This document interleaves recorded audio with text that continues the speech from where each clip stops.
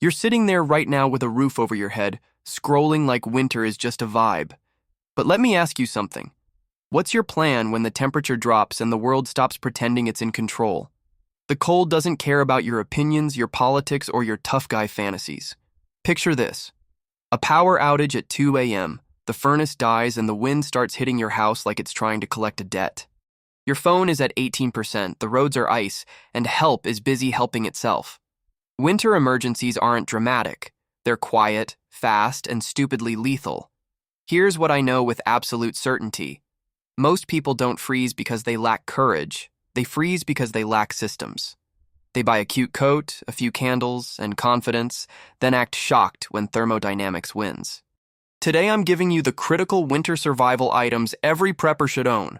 No cosplay, no nonsense, just gear that keeps your core temperature in the alive category. And if you want to be part of the tiny minority that doesn't learn winter lessons the hard way, hit subscribe and join the people who actually run the numbers. Drop a comment with the coldest temp you've ever been stuck in and what failed first, your gear or your attitude. Because winter doesn't reward vibes, it rewards preparation. First rule, winter kills through moisture and wind, not just temperature. You can survive 20 degrees Fahrenheit if you're dry and sheltered, and you can die at 40 degrees Fahrenheit if you're wet and exposed, because your body becomes a radiator with feelings. Stop thinking coat. Start thinking system that manages heat. Run the physics. Your body makes heat, then loses it by conduction, convection, radiation, and evaporation. Snow steals heat through contact, wind steals heat by stripping warm air, and sweat steals heat like a pickpocket because evaporation is ruthless. Your gear list should be built to slow those losses, not impress strangers at a gas station. So item 1 is not a jacket. It's a layering system you can adjust before you sweat, before you chill, before you get dumb. Base layer moves moisture, mid-layer traps air, shell blocks wind and wet, and insulation is your I'm not negotiating with the weather card. Base layers, synthetic or merino, and yes, it matters. Cotton is a betrayal material. It soaks, it holds, it drains heat, and it laughs while you shiver. If you own exactly one upgrade your life winter item, it's a real base layer that stays warm when you move and dries fast when you stop. Mid-layers are your adjustable furnace. Fleece, wool, or active insulation that breathes, because sweating into a puffy jacket is how you manufacture hypothermia like it's a hobby. You want a mid-layer you can vent, unzip, and regulate while you're moving, because mobility is survival. Your shell is the bouncer at the door, windproof, water-resistant, and built to handle abrasion. In winter, wind is a weapon, and a proper shell turns that weapon into background noise. Look for real storm hoods, pit zips, and cuffs that seal, because drafts are tiny assassins. Insulation is where you store life. A packable puffy, down, or synthetic lets you stop moving without hemorrhaging heat, and that's critical because emergencies are full of forced stops. If you can't throw on insulation the moment you stop, you'll keep moving when you should be thinking, and that's how bad decisions happen. And yes, redundancy matters. A spare dry base layer and socks in a waterproof bag is basically cheating. You can make mistakes if you can reset. Most people can't reset, so one sweat-soaked climb becomes a slow-motion disaster on the way down. Now the heat leak points: head, neck, hands. A warm beanie plus a neck gaiter is a cheap miracle because your neck is exposed plumbing for warm blood. You don't need to look cool, you need to keep your core from paying for your fashion choices. Hands need a system too. Liner gloves for dexterity, insulated gloves or mittens for warmth, and a waterproof shell when it's wet. Mittens are warmer because fingers share heat, and if you're offended by that, take it up with biology. Bring an extra pair because wet gloves turn annoying into danger. Chemical hand warmers are fine, but don't worship them. The real move is preventing sweat and blocking wind, and keeping a pair of sleep mitts that never touch snow. If your hands fail, everything fails. Fire, shelter, navigation, even basic common sense. Feet are the second place people die quietly. You want wool or synthetic socks, not thick cotton towels disguised as winter socks, and you want to manage moisture like it's a hostile force. Blisters plus cold equals you moving slower, sweating more, and spiraling into failure. Boots, insulated enough for your environment, waterproof enough for your reality, and sized to allow a little airspace so circulation stays alive. Tight boots cut blood flow, and blood flow is heat delivery. If your toes go numb, your brain starts bargaining with stupidity. Add gaiters if you move in deep snow. They keep snow from filling your boots, reduce wet pants, and prevent that slow melt-soak-freeze cycle that turns you into a walking icicle. It's not glamorous, but neither is trench foot in January. Traction is a survival item, not a convenience. Microspikes or ice cleats turn "I slipped" into "I stayed upright." And falling in winter can mean injury, soaked clothing, or a broken phone. 3 things that love to team up. Keep them where you can grab them fast. A trekking pole or sturdy staff isn't for hikers with hashtags. It's a stability tool and a probe for ice. One extra point of contact reduces falls, checks depth, and keeps you from discovering black ice with your spine. Mobility is life, and winter steals mobility first. Shelter is your next critical category because just toughing it out is not a plan. It's a eulogy in progress. Even a simple windbreak can raise your effective temperature by blocking convection. The goal is to create a microclimate where your body can actually keep up. A tarp and real cordage are winter gold. A tarp isn't just rain gear, it's a wind wall, a ground sheet, a heat reflector, and a fast roof when your car becomes a freezer. Pair it with paracord or braided line and you can build shelter options instead of excuses. Snow changes anchoring, so bring stakes that work in frozen ground, or learn deadman anchors with sticks and buried cord. The idea is simple. Wind load is real, and a flapping shelter is a shelter that's failing. Practice one reliable setup until you can do it with numb fingers. A bivy sack or emergency bivy is the "I didn't plan to sleep here" insurance policy. It traps heat and blocks wind, and in a vehicle breakdown scenario, it can be the difference between discomfort and disaster. Just remember, many bivvies trap moisture too, so ventilation is not optional. Your sleeping bag is not a summer bag with optimism. Get a bag rated for your worst-case temperatures, not your average daydream, and understand ratings are survival numbers, not comfort promises. Pair it with a liner if you want flexibility and easier drying. The sleeping pad is non-negotiable because the ground is a heat thief. Snow is basically a cold sponge for your warmth, and conduction will drain you even inside a good bag. Look for a pad with a real R value appropriate for winter, or stack foam plus inflatable. Here's a secret nobody loves hearing. Sometimes you need a vapor barrier. In deep cold, moisture from your body migrates into insulation and freezes, slowly wrecking loft. A vapor barrier liner or even a carefully used non-breathable layer can keep insulation dry, if you understand it and manage comfort. Emergency blankets are fine, but the cheap crinkly ones are mostly morale items unless used correctly. A heavier-duty reflective blanket or tarp-style reflector is more useful because it doesn't shred the moment you look at it. Use it as a wind block or reflector, not a magic spell. Fire is the next multiplier, but only if you can make it when everything is wet and your hands are clumsy.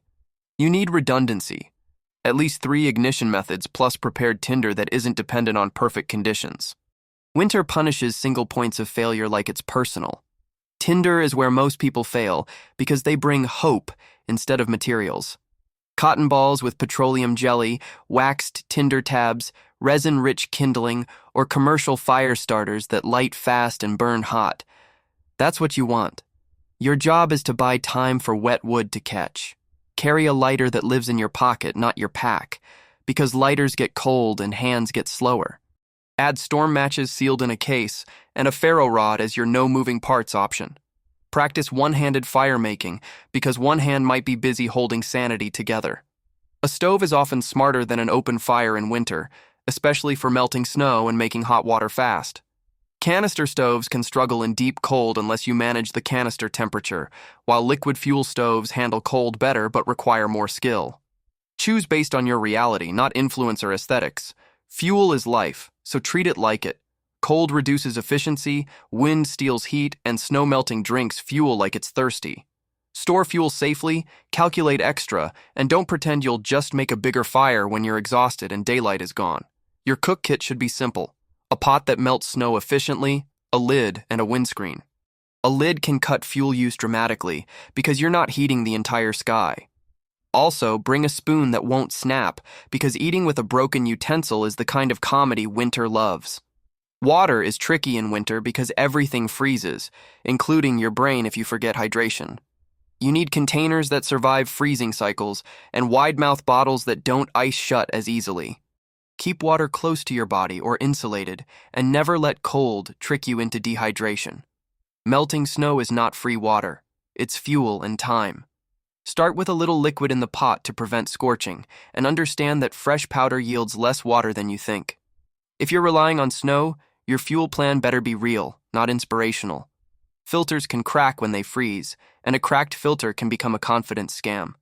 In winter, keep your filter warm, inside your jacket or sleeping bag, or use chemical treatment where appropriate and safe. And don't forget, clear water can still be dirty. Winter doesn't disinfect anything. Insulated bottle covers, thermoses, or even DIY insulation wraps are cheap force multipliers. Hot water in a bottle can warm hands, drink, and even serve as a heat source in your sleep system. That's one item doing 3 jobs, and winter rewards multi-role gear. Now calories. Cold increases your burn rate, and shivering is literally your body spending fuel to make heat. High-fat, high-carb foods are winter tools, not indulgences. If your plan is light snacks, you're planning to run out of heat. Carry no-cook options you can eat with gloves on, bars that don't turn into bricks, nuts, jerky, and packets that open without fine motor skills. Because there will be a moment when stopping to prepare a meal is a luxury you can't afford. Eat early, eat often, stay ahead of the crash. Food storage in winter has its own problems: rodents, moisture, and packaging that shatters when cold. Use tough bags, double seal critical calories, and keep your today food accessible. Digging through a pack in a storm for calories is how you lose gloves and patience. Tools matter because winter environments are hard on everything. A sturdy knife, a multi-tool, and a small fixed blade can handle cordage, repairs, and basic camp tasks without drama. You're not trying to be a movie hero. You're trying to keep gear functional when plastic gets brittle. A folding saw is one of the most underrated winter items. It processes wood fast, helps build shelter supports, and does it with less energy than swinging an axe in heavy clothing.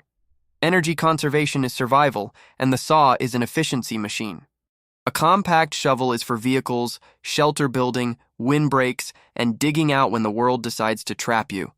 Snow is a building material if you know what you're doing, and a shovel turns "I'm exposed" into "I have walls." Keep one in your car and one in your home kit. Your repair kit is pure survival realism: duct tape, needle and thread, zip ties, safety pins, and a patch kit for pads or inflatables. Winter tears gear, snaps buckles, and punishes weak seams. A 10-minute repair can prevent a 10-hour disaster. Cordage and hardware, paracord, accessory cord, a couple of locking carabiners, turn random objects into systems. You can rig tarps, secure loads, hang food, or create a quick tow assist. Winter is a constant problem-solving exam, and cordage is your cheat code. Lighting is a bigger deal than people think because winter means long nights and short patience. Headlamp first, always, because hands-free light prevents dumb mistakes. Use lithium batteries in cold weather when possible, and carry a spare set inside your clothing so they stay warm. Backup lighting can be a small lantern or a second headlamp, but be careful with open flames indoors.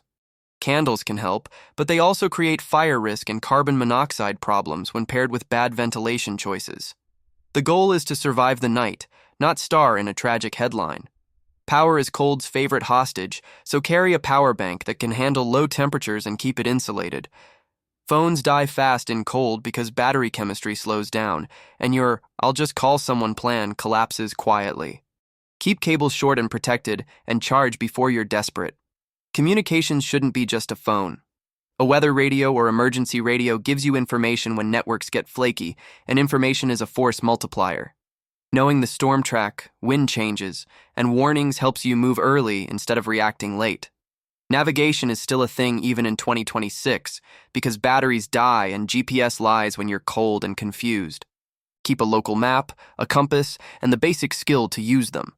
Whiteout conditions can turn "I know this trail" into "I don't know anything" in minutes. Signaling is how you get found without screaming yourself into dehydration. A whistle, a signal mirror, and bright marking tape can save your voice and save time. If you ever need help, You want tools that work when you can't speak clearly and your hands shake. First aid in winter is about hypothermia, frostbite, and small injuries that become big problems because everything heals slower in the cold. Carry blister care, gauze, tape, pain relief, and a way to rewarm safely. Also learn the signs, because the first symptom of hypothermia is thinking you're fine. Add protection for your feet and hands, moleskin, blister pads, and an anti-chafe option. Also stash a few extra gloves liners and socks, because rotating dry layers is literally heat management. Winter injuries aren't dramatic, they're cumulative, and then they're final. Skin and eyes get wrecked in winter, because people forget the sun is still a weapon. Bring lip balm, moisturizer, and sunscreen, because snow reflects UV like a mirror. Windburn plus dehydration plus cold is a miserable combo that makes you sloppy and angry. 2 traits winter loves. Eye protection matters because snow blindness is real, and it's not just a mountaineer problem. Sunglasses or goggles prevent glare fatigue, protect from wind, and keep your eyes functional when you need to navigate. If you can't see, you can't make decisions, and you become cargo. Let's talk vehicle winter kit, because you're more likely to get stranded than you are to bug out like a movie trailer. Keep a shovel, traction, a blanket or sleeping bag, water, calories, and a way to signal. Also, keep your gas tank above half, because running out of fuel is the dumbest way to lose heat. Home winter blackout kit is a separate beast. You need safe heat alternatives, insulation tactics, and a plan for pipes and water. If your house is cold enough, your plumbing becomes a liability, and then you're dealing with flooding when it thaws, because winter loves a sequel. If you use indoor heat sources, do it safely. Ventilation, carbon monoxide detection, and no improvising with things that weren't designed for indoor use. CO is invisible, odorless, and it makes you sleepy. So you don't even get a dramatic final monologue. This is one of those boring rules that keeps you alive. Condensation is the quiet enemy of winter sheltering. Your breath carries moisture, moisture freezes, and suddenly your insulation is damp and your morale is gone. Ventilate a little, manage moisture, and accept that the perfect sealed cocoon is a lie that turns into ice. Winter security is different too, and I'm not talking about playing action hero. Tracks in snow tell a story, light leaks at night attract attention, and predictable routines make you easy to read. Keep your footprint small, your lights disciplined, and your awareness high. Staging gear is smarter than hoarding it in one place. Keep a small grab kit by the door, a vehicle kit in the car, and your deep supplies organized, so you can move without tearing your house apart. In winter, time is heat, and chaos burns heat fast. Training is the part nobody wants because it's not exciting. Go outside on a cold day, do a short walk in your full kit, test your gloves, test your layers, test your stove, and see what fails. Better to discover problems while your front door is still an option. Label your stuff, standardize your loadout, and build a checklist you can follow when you're tired and cold. Cold reduces dexterity and decision-making, so automation is survival. The goal is to make correct actions the default, not a heroic effort. If you're on a budget, prioritize the items that keep you alive first. Layers, sleep system, fire, water, light. Fancy gadgets don't matter if your feet are wet and your core temperature is dropping. Buy less, buy smarter, and stop letting marketing choose your survival plan. Now do the recon like you're the only adult in the room. Map your local warming centers. Note which roads get plowed first, identify alternate routes, and store contact numbers offline. Winter emergencies reward people who prepared the map before the storm, not during it. Here's the dark truth. Winter doesn't usually attack you. It convinces you to make one bad choice after another.